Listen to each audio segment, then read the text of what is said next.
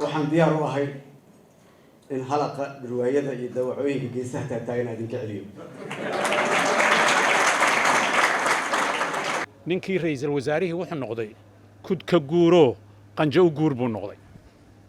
inuu isagu boobo oo cid gaar ah wato u boobo oo afar nin oo dhalinyara oo aqoon iyo cilmi iyo waayi arag lahayn oo u fadhiya meesha inay amarka bixiyaan odayadii waxaan lahaana la baal maro ayaa horta meesha taala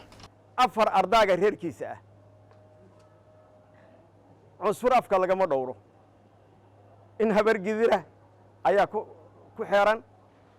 cid walba waan uga ergoonnay odayaasha dhaqanka beesha markaanu arki weynay dawlad lala hadlo oo mace iyo madax leh oo lala hadlo markaanu arki weynay beeshiisii baanu la ergoonnay waanu ka weynay wax erga qaabila waxna ka qabta arrinkaa 2 bilood baanu cabasho qarsanaynay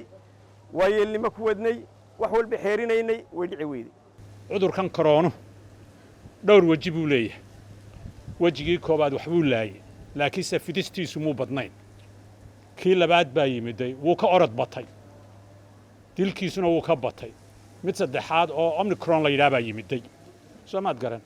annakoo la yaaban siyaasiyiinta covid-kii ama covid-19kii Soomaaliya haystay ee madaxtooyada laga qoosheeyay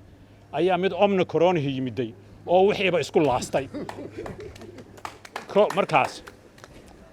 halkaas aan ku dhamaynayaa ninka ra'iisul wasaarihi omicron ayuu noqday